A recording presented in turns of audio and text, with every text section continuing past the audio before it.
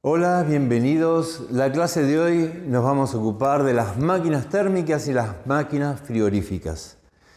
Algo ya te conté en la clase de primer principio, pero me interesa que profundicemos un poco más y después todavía va a haber una nueva clase con más detalles. Ya te voy a aclarar un poquito de qué se va a tratar. Habíamos visto un esquema muy simplificado, pero muy útil, de una máquina térmica que obviamente, como cualquier otro cuerpo del universo, debe cumplir el primer principio de la termodinámica, que decía que el calor que recibe un cuerpo es igual a la suma entre su variación de energía interna y el trabajo que realiza ese cuerpo. En el caso particular de las máquinas térmicas, funcionando a régimen constante, o sea, a temperatura constante, la variación de energía interna se hacía cero y el calor teníamos que entenderlo como un calor neto, lo que recibe menos lo que cede. Entonces el primer principio, hablando de una máquina térmica, adquiere esta pinta. Bien, lo que más me va a interesar en esta clase es que caractericemos bien qué es, cómo funciona una máquina térmica y cuál es la utilidad de este esquema. Entonces, el rectángulo de arriba es la fuente de la que la máquina extrae su energía para poder funcionar. Puede ser una caldera o la cámara de combustión que la máquina utiliza para obtener su energía. Esa energía la llamamos Q1, calor recibido, y con ese calor la máquina realiza un trabajo, L.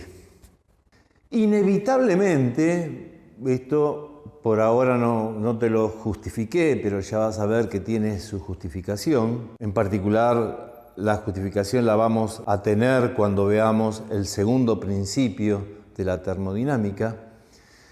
Inevitablemente, decía, la máquina para funcionar tiene que ceder cierta cantidad de calor residual, un calor que no puede aprovechar y que llamamos Q2. Ese calor las máquinas la tiran a otra fuente, que puede ser la atmósfera, puede ser el mar, puede ser un río. Algo capaz de absorber ese calor sin variar su temperatura. En el caso de un motor de auto, lo hace a través del radiador y del caño de escape. En el caso de una fábrica, lo hace con las chimeneas. De alguna manera, ese calor tiene que salir de la máquina para que pueda funcionar.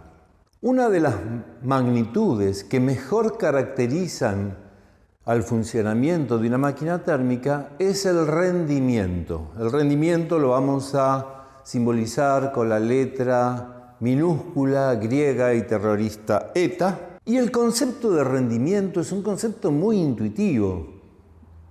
Aplicalo a una pequeña empresa, un kiosco, lo que sea. ¿Cuál es el rendimiento? ¿Cuándo es alto un rendimiento? Y cuando tiene más beneficio en relación a la inversión.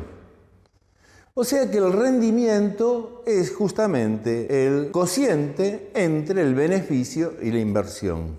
En la máquina térmica, ¿cuál es el beneficio? Obviamente el trabajo. ¿Y cuál es la inversión? Obviamente, el calor 1. Ese es el gasto que tenemos para que la máquina funcione, sea en combustible, sea en leña o lo que sea. Entonces, el rendimiento será trabajo dividido el calor recibido. Aplicando lo que sabemos del primer principio, el trabajo lo podemos reemplazar por su equivalente calor neto, o sea, Q1 menos Q2. Y si distribuimos ese cociente en los dos términos del numerador, nos queda que el rendimiento es 1 menos el cociente entre el calor desperdiciado y el calor recibido. 1 menos Q2 sobre Q1. Y ahí se ve perfectamente que el rendimiento es un número que en teoría vale entre 0 y 1. 1 valdrá cuando el calor residual valga 0. Y te adelanto, sabemos que eso es imposible. Y se acercará más a 1 cuanto mayor sea la inversión.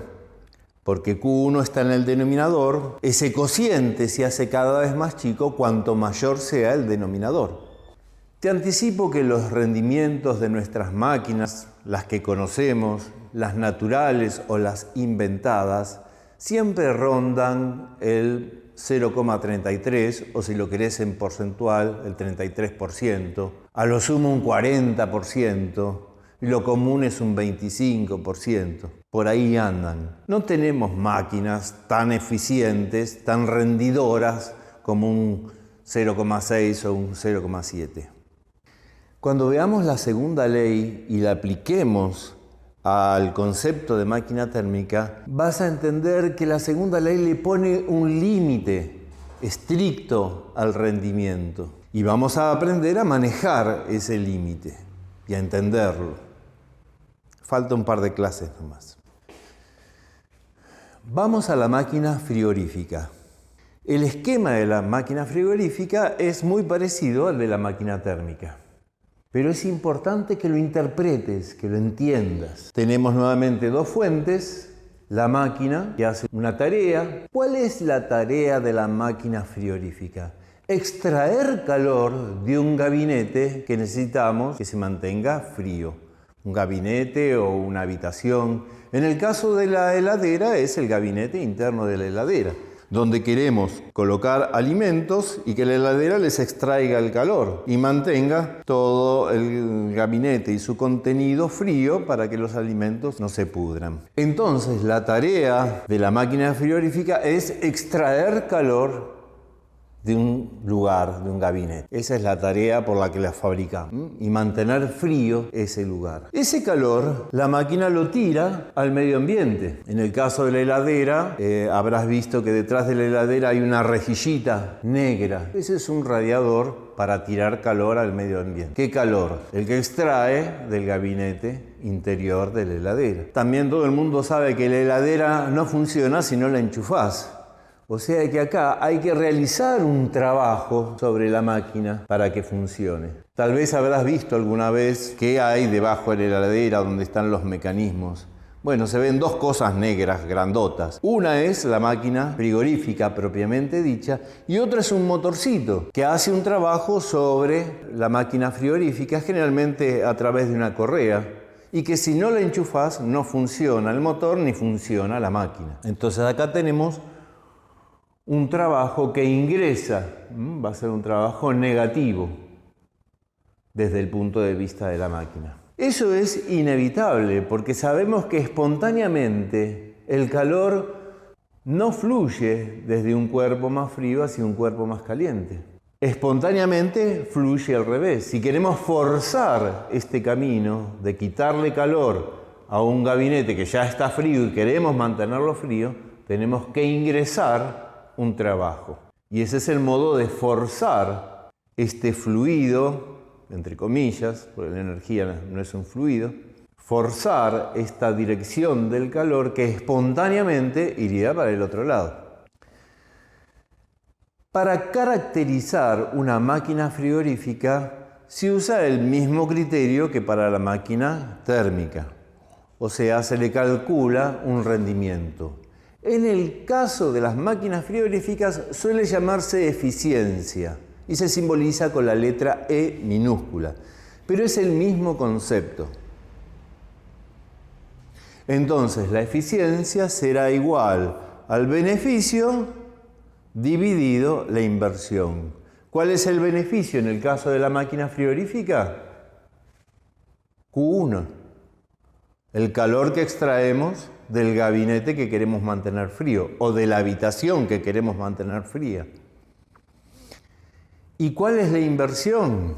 Y obviamente el trabajo que tenemos que meterle a la máquina y que es lo que tenemos que gatillar todos los meses con la cuenta de energía eléctrica para hacer funcionar el motorcito que ingresa ese trabajo en la máquina. Para el caso de la eficiencia, no hay un rango claro como sí lo había en el caso del rendimiento. Las eficiencias típicas para una heladera nueva, por ejemplo, ronda el número 6 o 7. No está limitado entre 0 y 1, como en el caso del rendimiento. De todos modos, el segundo principio de la termodinámica, que todavía no vimos, también le pone límites a la eficiencia. De hecho, el segundo principio le pone límite a todo lo que ocurre en el universo y es muy, pero muy interesante. No te pierdas esa clase. Es tal vez la parte más interesante del funcionamiento de las máquinas térmicas, de las máquinas frigoríficas y de todo lo que hay en nuestro universo. Bien. El objetivo de esta clase fue que entiendas a qué te estás enfrentando cada vez que te muestran un esquemita de una máquina térmica o de una máquina frigorífica. ¿Qué es cada parte, cada componente? Los nombres que les dan los autores de los ejercicios o de los textos de física a estos componentes son arbitrarios. Fuente fría, fuente caliente, calor 1, calor 2, incluso vas a encontrar esquemas que están armados al revés que estos. Lo importante es que frente a cada uno de esos esquemas vos te des cuenta a qué se está refiriendo el autor. Que entiendas cuál es el objetivo de la máquina, luego cuál es el beneficio y cuál es la inversión. Si cumplimos ese objetivo, estamos recontra hechos. Te agradezco mucho la atención. Esta clase termina acá y nos vemos en el próximo video.